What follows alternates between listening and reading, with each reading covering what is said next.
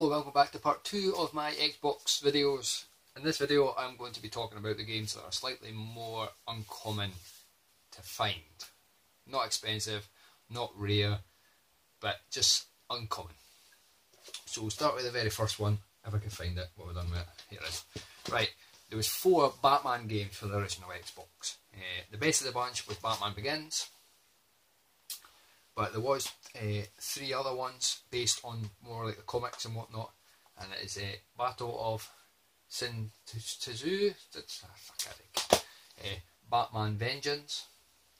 But the hardest to find one of the lot is Batman Dark Tomorrow. This actually came out quite late on in Xbox Live, and the reason it's probably hard to find was because it's absolutely terrible. It's a dreadful, dreadful game. It's incredibly difficult to play, clunky, camera is an absolute fucking nightmare, and you have to beat up. It's like a sort of like a Streets of Rage style game where you walk about and you kick fuck at folk. But after you kick fuck at people, you have to handcuff them, because Batman does that. And if you don't handcuff them, they just get back up and then start kicking your ass again. So, Dark Tomorrow. But yeah, unfortunately it is quite hard to find. So, when I say hard to find, I mean, if you go on eBay, I'm sure you'll find them, but you're not going to stumble across them at every car boot you go to. So that's Batman Dark Tomorrow. Only pick that one up if you're a collector. Next up, what will I go for next? Here we go. This game was released on all 3 platforms, and for some reason it's uncommon on the Xbox, and it is Dave Mirra BMXing, the second one. I don't know why this is uncommon. I really enjoyed this game. I love the Dave Mirra games. I love all the Tony Hawk's games and things like that. But yeah, you get this for the GameCube for £1, you get this for the PS2 for £1. For some reason, when I was looking for this game, it was going for like £10-15 on eBay. So I'm assuming that it just sold less copies on the Xbox. Time it maybe came out, because Xbox tend to get games a little bit later than the PS2. I'm assuming the time it came out, it was just it sort of kind of run its course. But yeah, Dave Mirra. I actually found this at a car boot sale for £1, and I was overjoyed to find it at the time. Yeah, so as I say, there seems to be no rhyme or reason to these games on the Xbox. Next up again is a game that was available on the PS2, but it's more uncommon on the Xbox, and it is Blood Rain 2. The original Blood Rain game was quite a popular game. It's alright, it's a vampire style game where you run around hunting people, killing people. A little clunky, but it's not a bad game. And the second one done alright on the PS2 as well. It was quite, not a popular game, but it sold enough. But on the Xbox, it didn't. This was actually released much later than the PS2 version. I'm sure it was cancelled at one point, because it was meant to come out in something like 2002, and it ended up coming out like in 2004. So that's why it's slightly uncommon. You can still buy sealed versions. But yeah, so there you go, there's the second one. Right, here's one that's probably the least uncommon game in the lot, but it's actually a really good game, and it is Panzer Elite Action. This is a tank game where you play the bad guys. You get to play the Germans, you get to play the Polish, not the Polish are bad guys, but you get to play, yeah, it's sort of a tank sort of simulator, not more arcadey, similar to as you play the tanks in Battlefield and whatnot. But yeah, it's actually a really good game. I think this is an Xbox exclusive. It did come out on the PC, but I don't think it got a PS2 release, but I could be wrong.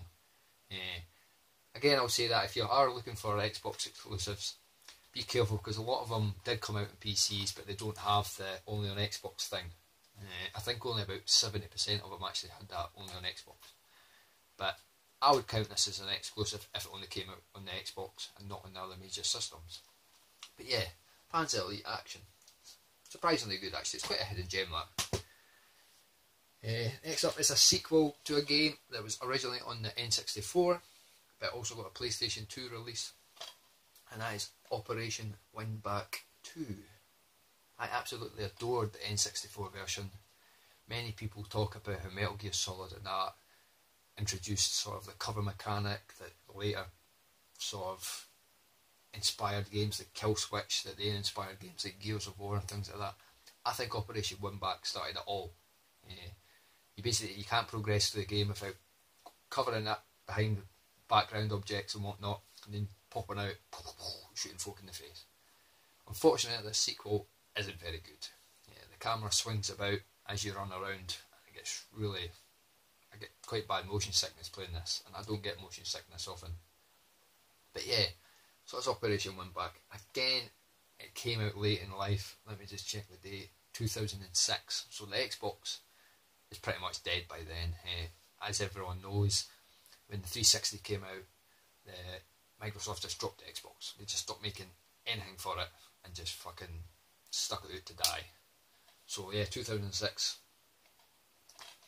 That's why it's kind of uncommon.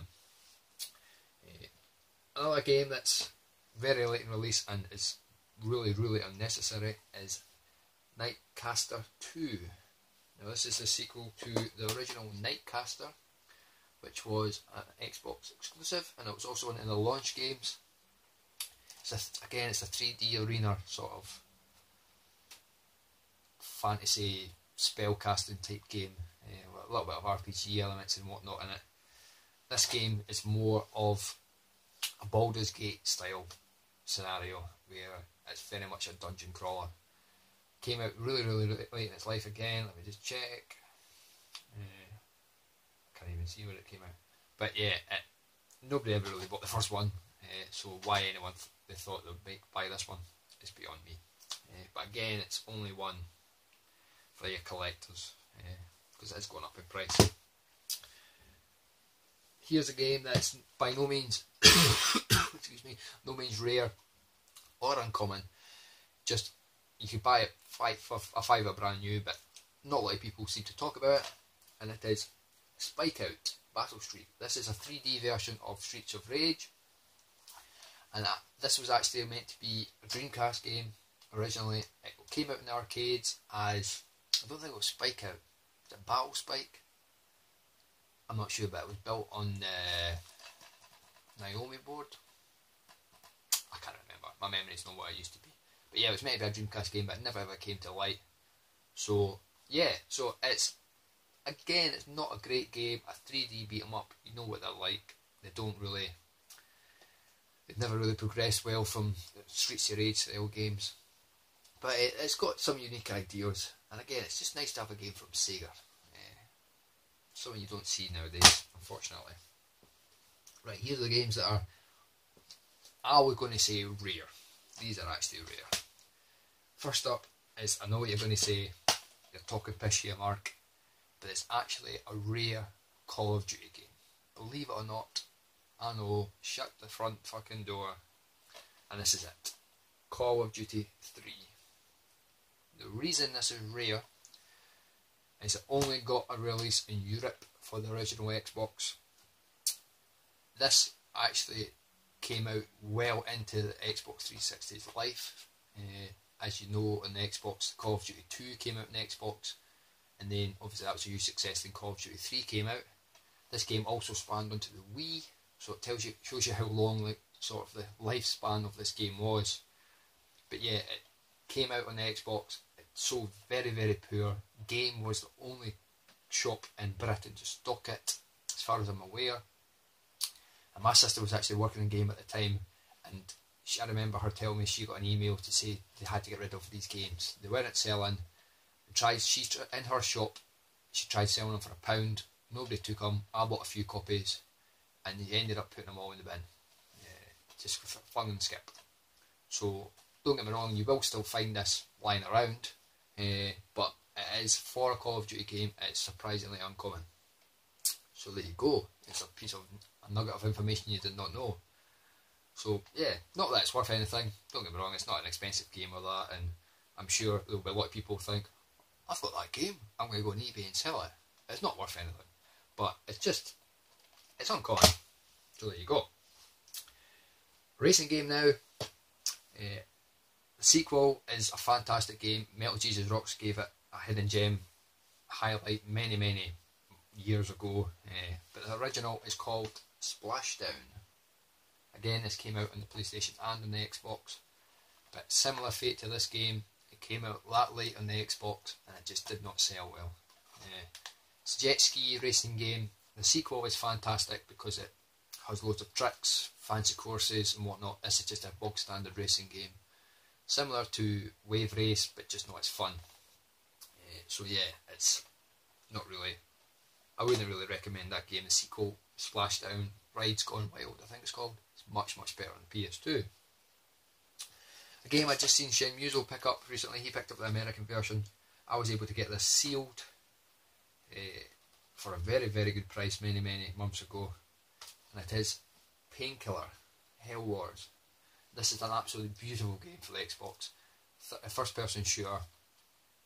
It has a remake on the Xbox 360, which is well worth picking up if you see it for cheap. I got mine for about £8. No, it wasn't £8, it was £2.99 actually from Cash Generator. But yeah, it's an excellent, excellent game. But yeah, this is, again, it's sort of like arena based. You go into areas and you just have to kill everything.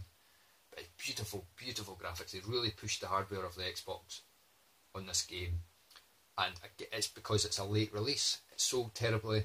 A lot of people don't know it exists on the Xbox. It did come out on the PC. It was quite a big game on the PC. But yeah, Painkiller Hell Wars, pick this up. It's really, really, really good. Probably the rarest racing game now on the system. Again, it's by a budget company.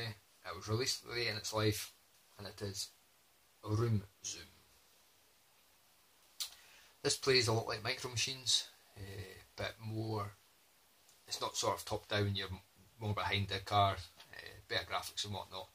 But yeah, you basically just have to race people around circuits, and that's about it really. There's not a hell of a lot of tracks. I think there's maybe 5 tracks, a couple cars. Feels a little unfinished. It is fun, but yeah, it is it's very, very rare, very, very expensive, and well, I say again expensive for an Xbox game. But yeah, but it's pretty fun. I was able to get my copy for £3 from CEX actually, off their website. I don't think they realised what they had when I bought it, like a year and a half, 2 years ago. But yeah, it's went up considerably in value. But if you're happy to come across this in a while, definitely pick it up. There's always going to be Xbox collectors wanting that game. Second last game now. This is a fighting game similar to Power Stone. It's called Xylem Showdown. I'm sure this is based on a cartoon of its same name. But it plays a lot like Power Stone, where it's like a battle arena where you pick stuff up and throw stuff at each other. But it also has sort of like a tournament game show type of vibe to it, where it's like a party game where you play for the person who comes out on top and you play for points and whatnot, and you go through rounds and you do various different sort of scenarios, different settings and whatnot. It's alright, it's not that great. Power Stone's obviously a much better game. Unfortunately, Power Stone didn't come out on the Xbox. But yeah, Xylem Showdown. Also got a PS2 release, and I think that's just as uncommon. Again, it's a very late game. Somebody told me actually this was the last game for the Xbox, but I could be wrong. But I know this game is one of the last games. This has actually got 2006, yeah. This is a first person shooter. It's really, really, again, got a PS2 release, as many of these games did. But it's Gene Troopers. This is a really good game, similar to sort of Deus Ex, I suppose, where it's just a standard first person shooter, but you could get little powers, almost like the augmentations. And you're a gene trooper. Your genes have been medically enhanced, and the government want you back, basically. Yeah, again, nice graphics, good gameplay. Is it worth picking up? Yeah, it is expensive. If you can find it cheap, again, all these games, if you can find them at your local car boot sale, pick them up. Remember them. You can look at them, absorb, and then reuse when you need to. So yeah, Gene Troopers. There you go, guys. That's the ones I have in my collection. There's obviously more. A few that are not as rare as people like to make out, like the Jaws Unleashed, Jurassic Park Genesis. I've seen 2 copies of that and sold them both. Because I get like 35 quid for them, so I'm going to put them on. But the rarest game for the Xbox, I'll let you until it's secret because I don't think I was going to buy it. I had planned to buy it at one point, but I've changed my mind now. The rarest game for the Xbox is Ultra Buster Move. The reason it's so great, I actually watched for that game for 2 years on eBay and it came up 3 times. There's a copy of floating about there now. I think the guy wants 25 quid for it. Which, I mean, if that's a going rate, that's a going rate. But yeah, very, very few titles were made for that game. It was published by 505, so obviously they make rarer games, have smaller print runs. But yeah, Ultra Buster Move. So keep a lookout for that, guys. That is the rarest game on the Xbox. That is official. I'm going to put that out there. It's officially the rarest game. So yeah, take it easy, guys. Hope you enjoyed this video. Again, I apologise for no gameplay footage, but what are you going to do? What are you going to do? Forget about it. So take it easy, guys. See you next time.